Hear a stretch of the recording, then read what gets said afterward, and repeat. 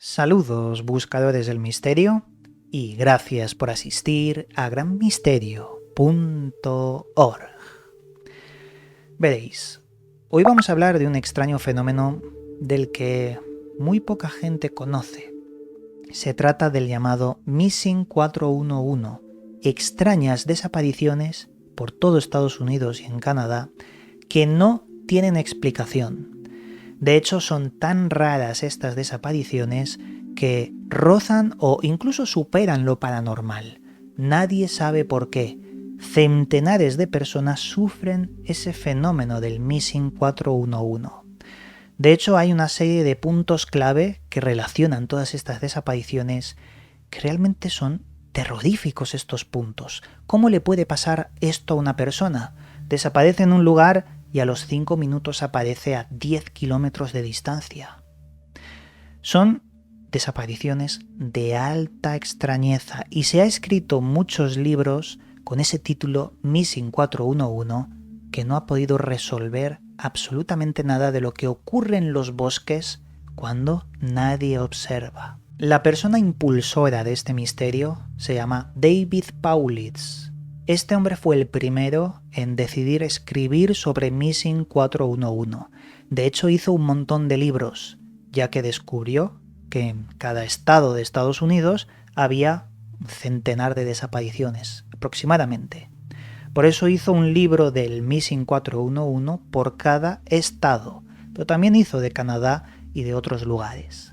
Él es el hombre que acuñó el término Missing 411, que proviene de missing, desaparecido, y 411 como el código telefónico que se marcaba para solicitar información ante una desaparición y también para investigar a los desaparecidos. El señor David Paulitz hizo una lista de 8 puntos clave como puntos comunes en todas las desapariciones, puntos que se relacionan, que parece que no tienen significados separados, pero todos ellos ocurren cuando un caso de Missing 411 acontece. Por ejemplo, punto número 1. Existen zonas calientes en Estados Unidos donde se concentra una cantidad enorme de desapariciones. De hecho, el señor David pudo encontrar 52 puntos calientes, zonas identificadas en Estados Unidos y en Canadá donde se concentran las desapariciones, como si existiese cierto magnetismo o influjo energético que hace que allí ocurra eso. Segundo punto, la mayoría de los casos ocurren en parques nacionales. Digamos que el 95% ocurre en parques nacionales o en sus proximidades.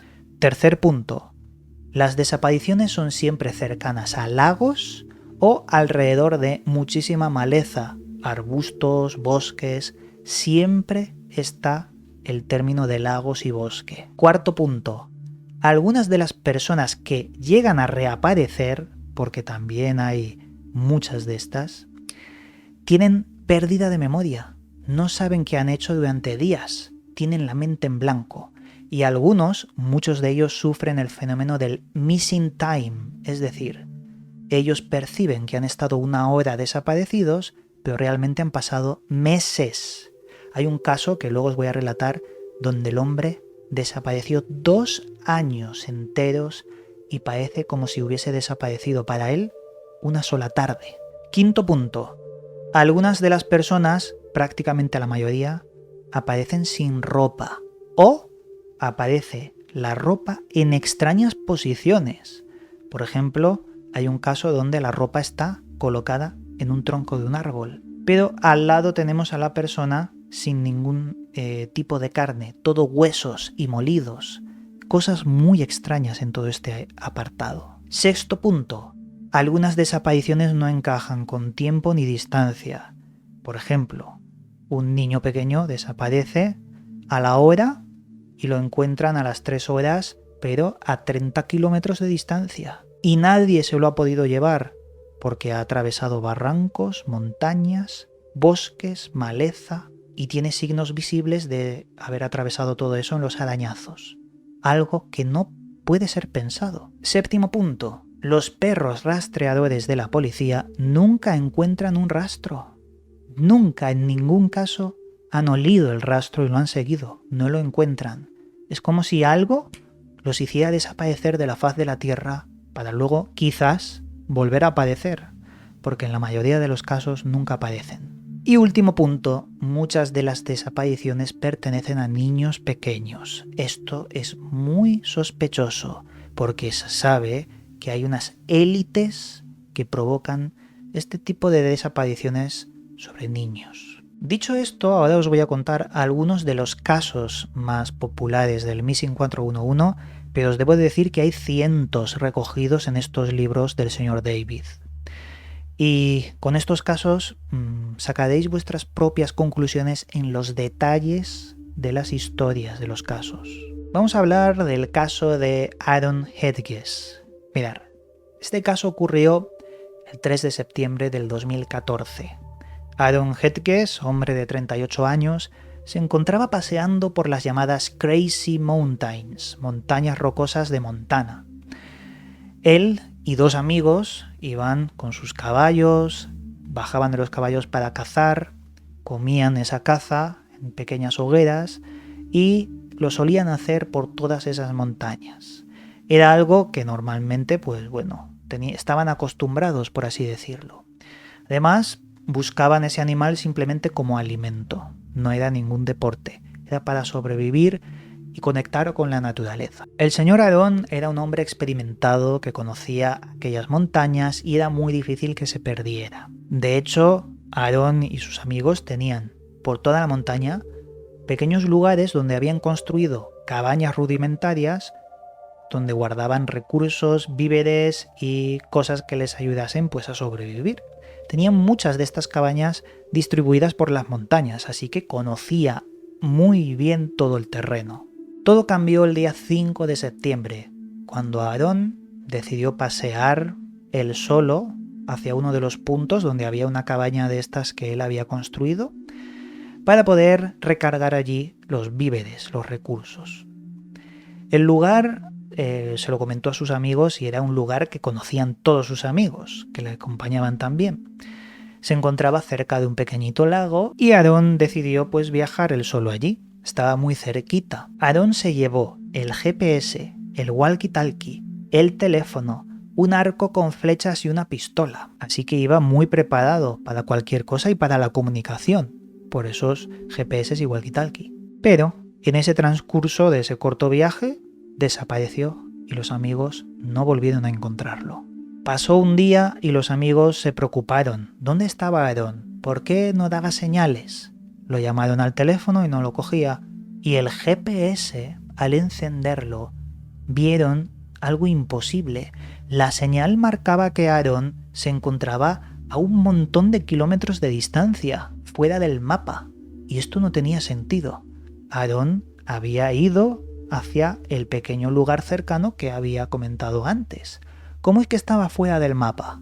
El 8 de septiembre los servicios de búsqueda fueron al punto del GPS, pero también rastrearon absolutamente todo el mapa, desde el punto inicial hacia el lugar de la cabaña junto al lago. Llevaron cámaras infrarrojas, 20 equipos con perros rastreadores, helicópteros, pero no encontraron nada. Fue al día siguiente, cuando iban a empezar otra vez a buscarlo, cuando cerca del punto de búsqueda, cerca en la proximidad, pocos metros, encontraron una pequeña fogata donde parecía ser que Aaron había encendido el fuego con unos cigarros y había dejado cuerdas de su mochila, había dejado las botas, se había quitado las botas, las había dejado una enfrente a la otra, al lado del fuego, y había dejado la botella de agua vacía. ¿Qué sentido tenía esto? Los perros rastreadores no detectaron nada. El lugar de la fogata estaba en sentido contrario al lugar donde marcaba el GPS. ¿Y por qué quitarse los zapatos e irse descalzo por dentro del bosque? 9 meses después, un excursionista encontró la mochila de Aaron perdida en el bosque. Dentro estaba su teléfono, la licencia del cazador y barritas de comida gastadas, el envoltorio. Cerca de la mochila encontró una roca y el excursionista encontró que encima de la roca había un termo, que era el de Aaron, luego se confirmó por parte de la familia, y una bebida energética recientemente abierta. Frente a la roca había una granja y una carretera. Es decir, Aarón se quedó sentado en la roca mirando la granja que le podría llevar a casa o la carretera que le llevaría a casa. Otra vez no tiene sentido. Un año después de este suceso, ya estamos casi a los 2 años desde la desaparición original, encontraron los restos mortales de Aarón a pocos metros de la mochila. Un lugar que el excursionista había encontrado antes, pero que los servicios de búsqueda que habían rastreado no habían encontrado nada. Pero un año después, ahí estaba eso. Se investigó los restos mortales y no se sabe la causa de la muerte. Los huesos no mostraron golpes ni traumatismos, la causa fue desconocida. Recapitulando toda esta historia, fijaos, tenemos un hombre experimentado en la montaña, que conoce sus lugares, se pierde, vuelve atrás para encontrar el camino, logra encontrar el camino y hace una fogata en el punto inicial casi, se quita las botas, se marcha descalzo, se vuelve a perder o a desviar y muere enfrente de la carretera, dejando sus pertenencias perfectamente colocadas casi 2 años después. ¿Qué ha ocurrido aquí? Pues este es uno de los casos de Missing 411, un hombre que parece haber sido secuestrado mentalmente por un influjo desconocido e invisible que permanece en los bosques y montañas de este lugar y de muchos otros, no solo en Estados Unidos, por todo el mundo. Ahora os voy a contar el caso del pequeño Bobby Bishop. Desaparece en el Parque Nacional de las Montañas Rocosas en Colorado. Allí se encontraba con un montón de otros niños en un campamento para niños católicos y él estaba pescando en el río con otros niños. Cuando lo llamaron para ir a comer, los niños vuelven al campamento, él se retrasa un poco, lo ven cómo está recogiendo la caña de pescar y demás, y de repente perciben que no baja a comer. Lo van a buscar y este niño, Bobby Bishop, había desaparecido. Se organizan los servicios de búsqueda y rescate para encontrarlo, pero el niño no aparece por ningún lado. Tiempo más tarde aparecieron los restos mortales a decenas de kilómetros de distancia, en lo alto de una montaña. Le faltaban algunos de los huesos y también la ropa había desaparecido. Lo que lo convierte en un caso Missing 411 fue la enorme distancia que recorrió, varias decenas de kilómetros, en menos de 3 días. ¿Cómo puede ser? ¿Qué le pasó? ¿Algún animal? Los informes forenses determinaron que no había ningún indicio de que un animal hubiera atacado a este pequeño niño. Ahora, atención a este caso. El caso de Charles McCuller ocurrió en 1975, cuando este chaval de 19 años se encontraba haciendo senderismo por las montañas del noroeste de Estados Unidos. Este chaval conocía las sendas y los caminos de aquellas montañas. Lo había repetido un montón de veces, ya que a lo largo de un año se dedicó a patear todos los caminos de la montaña porque le encantaba pasear y tomar fotos de la naturaleza. Una mañana avisó a sus amigos de que iba a pasear por estos senderos que, se adentraban en el Parque Nacional de Crater Lake, en Oregón, y que volvería en unos días. Él haría su acampada de noche, nocturna, y pasaría solo 2 días, una ida y una vuelta de un día cada uno, para vivir esa aventura. Cuando pasaron los 3 días, los amigos ya se habían preocupado y Charles jamás fue encontrado por ellos. Entonces, lo típico, se llama a los equipos de rescate, intentan encontrarlo, nadie sabe nada, aunque un guardia del bosque, un guardabosque, les dice que sí que había visto al señor Charles metiéndose por una de las sendas, que iba muy tranquilo y formal. La búsqueda se hizo complicada, ya que había nevado muchísimo, varios metros, había nevado todo el parque nacional. Y por alguna extraña razón, los servicios de búsqueda se retiraron y vinieron los del FBI. El FBI se involucró en esta desaparición, algo extraño, ya que se trataba de un simple senderista perdido. ¿O acaso el FBI sabía algo más? Porque no tenía sentido. No se meten estas cosas si no es que hay algo raro. El 1 de octubre de 1976, dos excursionistas encuentran la mochila de Charles tirada en el bosque y cerca de ella los restos mortales. Se parece mucho al primer caso, ¿verdad? Lo que pasa es que aquí lo extraño viene con los pantalones de Charles. Se encontraban puestos en vertical en un tronco de un árbol, con el cinturón puesto y el resto de la ropa desaparecida. En los bolsillos del pantalón se encontró unos calcetines y dentro de los calcetines huesos de los pies de Charles y parte de la pierna. Además, otro factor extraño fue que se había encontrado en lo más alto de la montaña. Y claro, a una enorme distancia con respecto al sendero. Si había tanta nieve, ¿por qué desviarse y escalar la montaña?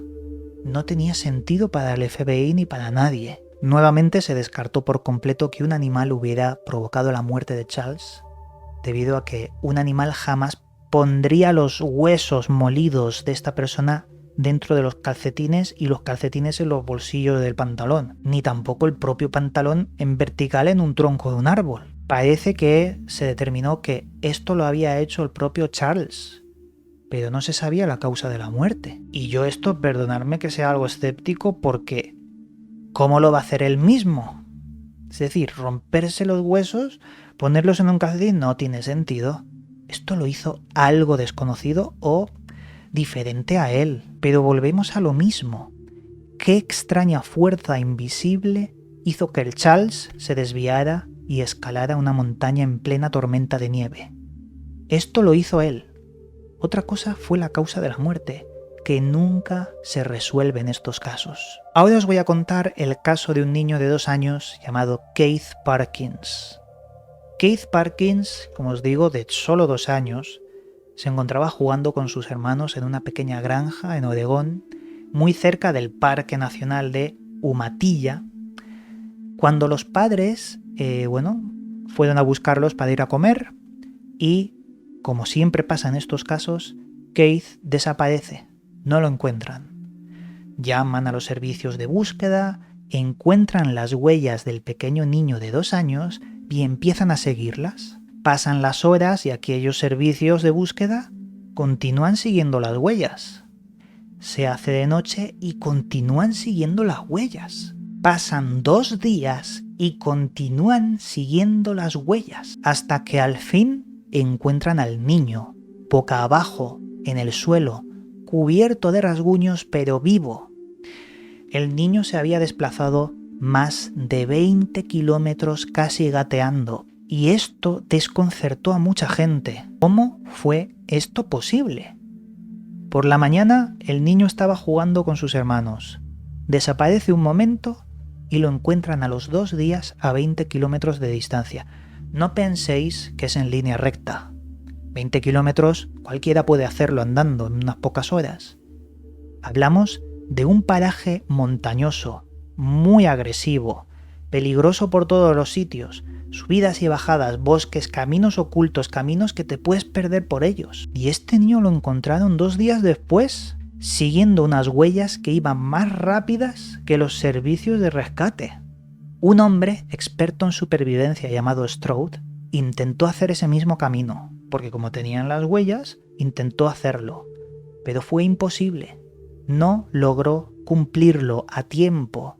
Ese niño lo había conseguido y fue un total misterio. Es imposible que un niño de 2 años llegase en menos de 24 horas a ese lugar, porque esa es otra. Encontraron al niño boca arriba con rasguños, pero lo encontraron y ese niño no acababa de llegar, ya estaba ahí un tiempo.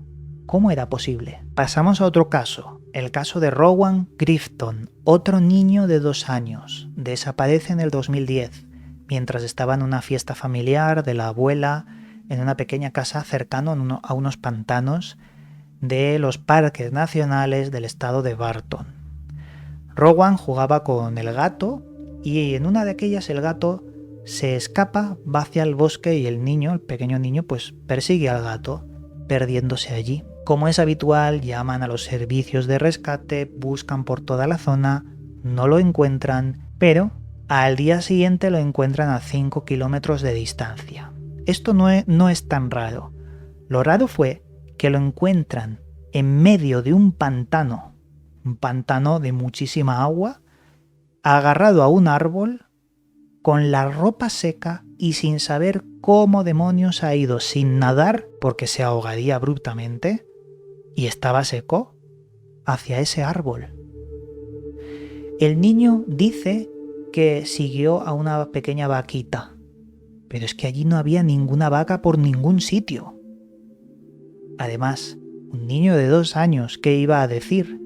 ¿Confundió una vaca con otra cosa? Podríamos estar horas y horas y horas relatando casos del Missing 411, pero os voy a dar una pequeña conclusión personal. Estos casos no son solo de Estados Unidos, ocurren por todo el mundo. En la montaña de Montserrat de Barcelona, aquí en España, existen casos iguales de desapariciones de personas que por un influjo extraño son secuestrados mentalmente y se pierden por las montañas. Algunos nunca vuelven a aparecer. Pero esto es como si existiese una extraña energía que seduce a las personas y los lleva hacia ese otro lado. Una energía que los guía hacia la muerte. Claro, ¿qué influjo magnético esconden las montañas de la Tierra para que, como luciérnagas, seamos guiados hacia esa muerte? ¿Hay algo más que desconocemos? Quizás existen poderes desconocidos para el hombre que nunca serán revelados. Si conocéis algo más sobre estos casos, sobre el Missing 411, podéis dejarlo en comentarios, así como vuestras conclusiones o opiniones, ya que las leeré atentamente. Como siempre, amigos, desde aquí os mando un cálido abrazo y nos volveremos a ver en otro vídeo. Llegamos al final del programa. Puedes seguirme en mis otros 2 canales donde también subo información sobre misterios y enigmas. A su vez, también puedes seguirme en las redes sociales donde actualizo cada día su contenido. Que las estrellas guíen vuestro camino. Hasta pronto, amigos.